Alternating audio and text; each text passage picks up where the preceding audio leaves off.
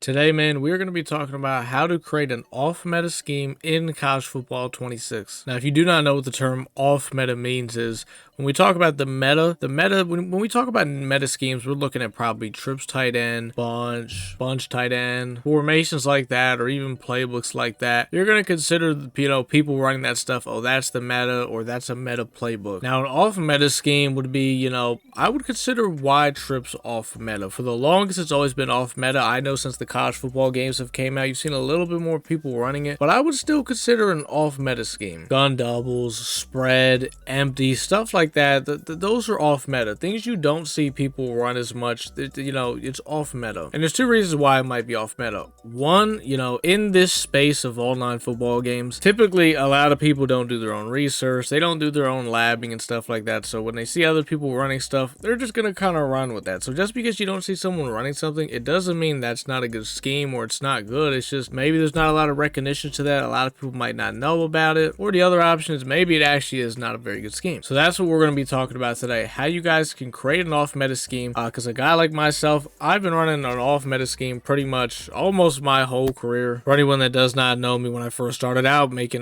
Madden content stuff, a lot of you guys, you probably became this channel from my ace offset. That was probably my most iconic scheme I made. I've actually won a lot of money competing with that scheme back in the day when I used to play Players Lounge. Some people have asked me how come I do no longer play on Players Lounge. The reason why is because it's actually not legal in my state anymore. That's the reason why I had to stop playing. But yeah, I used to make a ton of money running that stuff back in the day. Madden 21 regs, going crazy with the ace offset. If you know, you know. Point I'm getting at is though, I've been a very off-meta guy for a while. I don't no longer really run the ace offset as much these days. Still really good offense, but I just don't really run it as much anymore. Something I've been kind of caught up running myself is wide trips. Enough of me though. Let's talk about this off-meta scheme. So we got a couple tips that you guys can look for and help you guys make it off-meta scheme. I think I got about 7 or 8 tips. Let's go ahead and get right to it. First things first, obviously you're going to want to, probably head over to CFB Fan. You're going to want to find a playbook that you guys like. Now you got to figure out what you're looking for, of course. That's up to you to decide. You figure out what you guys are looking for, and I'm going to break down. I got a bunch of tips that'll,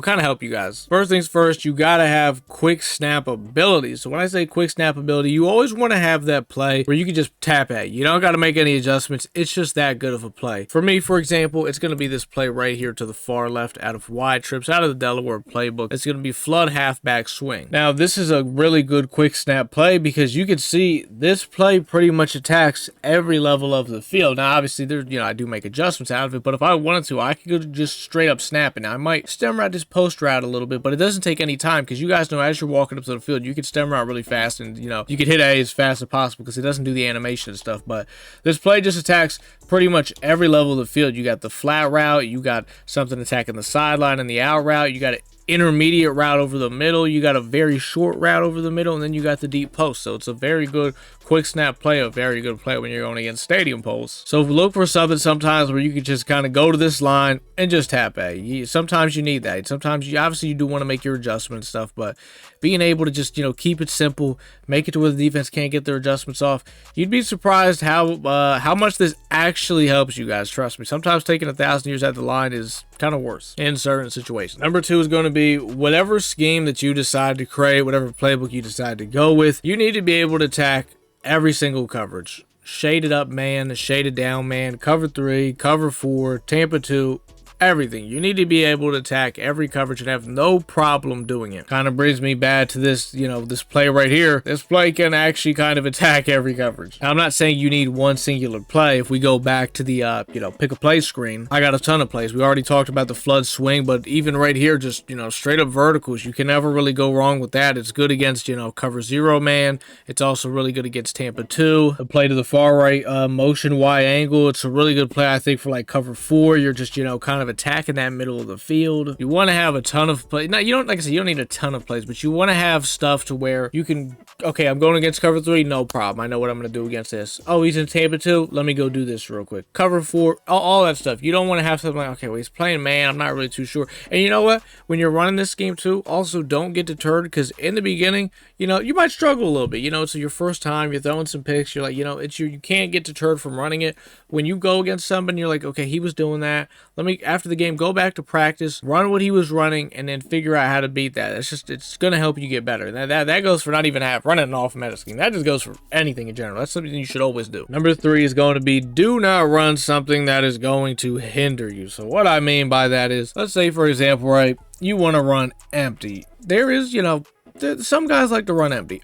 I personally actually like empty myself a lot. Sometimes I'll turn my wide trips into an empty, motion the back at the backfield, right? The only problem is with empty, right? You're not going to be able to pick up any blitzes, which you guys know that's a pretty big problem. By the way, real quick, I do want to say Delaware actually is a very good empty. I did not know this. But now the reason why I brought empty up in general, right, is because if you come at an empty, let's say you're going against mid blitz, or you're going against certain blitzes, it's going to be very difficult to pick it up. Now, can you pick it up, for example, motioning like a tight end over like that? Yes, you can, but sometimes it could just be very difficult because, once again, that's something we kind of talked about. It's time consuming, and I get it. Sometimes you do got to take a little bit at the line, but I just think, like, for all that, if you're going to have to motion the guy over, right, then we might as well just get out of empty and run something else. It just seems like we're kind of running this for no reason now. So I'm not saying you can't make an empty scheme, but making it only like a gun empty scheme, it could hinder you a little bit. So don't run something to where, like, okay, you're at the line, I don't have an answer for this blitz. I'm struggling with this look. Don't do it. Don't do it to yourself. And that actually kind of ties into this very next thing. Number 4 is going to be, you got to have an answer for the blitz. Now, does this mean that I'm saying you got to have something to block the blitz every play? No, I'm not going to say that, even though I would recommend, typically being able to block blitzes. But, if you're like, I'm going to throw to beat the blitz. Okay, that's fine. But then don't complain when the guys are running free at your face every single play and you're getting under pressure and accurate and stuff. I would recommend running something to where you can block a guy and pick up a blitz. For example, I'm going to harp back to this wide trip slot just because it's kind of what I run a lot out of this Delaware playbook. I have a tight end on the line. I can simply block him, and this is going to pick up pretty much every single blitz in the game, because then the user's going to mug the line, and what am I going to do? I'm just going to untarget the guy right there, and now I've pretty much picked up, like I said, almost every single blitz in the game. So just make sure whatever you're running, you got an answer for the blitzes, not just any blitz, the meta blitzes, which right now, honestly, I think mid blitz is, double mug is just kind of the meta right now, which, like I said, we talked about before, is pretty easy to pick up. Number 5, do not run something just because it's off meta. Oh, well, my offense is off meta and you're running meta. First of all, I do want to say there is nothing wrong with anybody that runs the meta. There's like a big group of people out there that think, oh, well, if you run bunch, you run trips tight end, you run bunch tight end, you're not good at the game because you run the meta.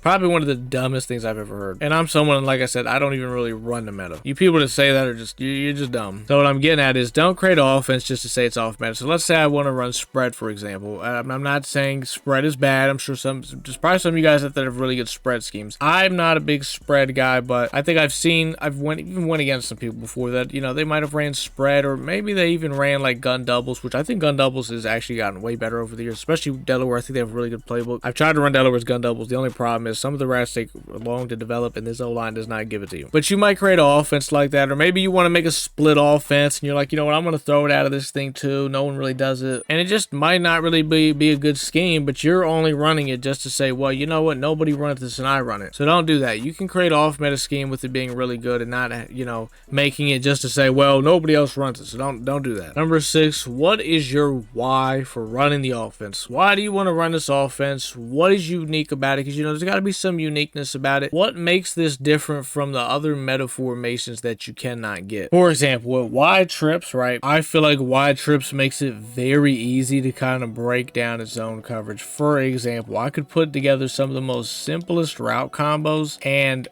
I can pretty much just break down your coverage. This right here, you guys can understand that I'm destroying, like, against the cover 3, this thing is going to be money. Now against the Tampa 2, this is definitely not something you'd run, but like a cover 3 or a cover 4, this little like route combo like this is going to break it down so easily. And that's what I like about wide trips. You're able to break down stuff very easily. If I'm going against man, I might put something together really, easy like this. I got the post over the middle, the drag for the, intermediate or the shorter over the middle route, the zig for the outside. Then I got the stop route in case, it's shade up top. So I just feel like it's very easy out of wide trips to break down the coverage, because the way I like to pass the ball, when I like to throw it deep downfield and all that stuff, yes, when the opportunity presents itself. But how I like to pass the ball is I like to just throw to the open spot of the field. I like to just break down the coverage, man. That's just kind of how I like to go about it. I like to just, to take what's open with me with the defense. I don't like to really complicate it a whole lot and just, move the ball, kind of really just put the defense in the bind and really make them have to think. So basically, just find your why for the, the reason you want to run this offense. Maybe it's, it's really easy to pick up blitzes. Maybe the alignment is really easy to bomb out of it. Wide trips, I could kind of,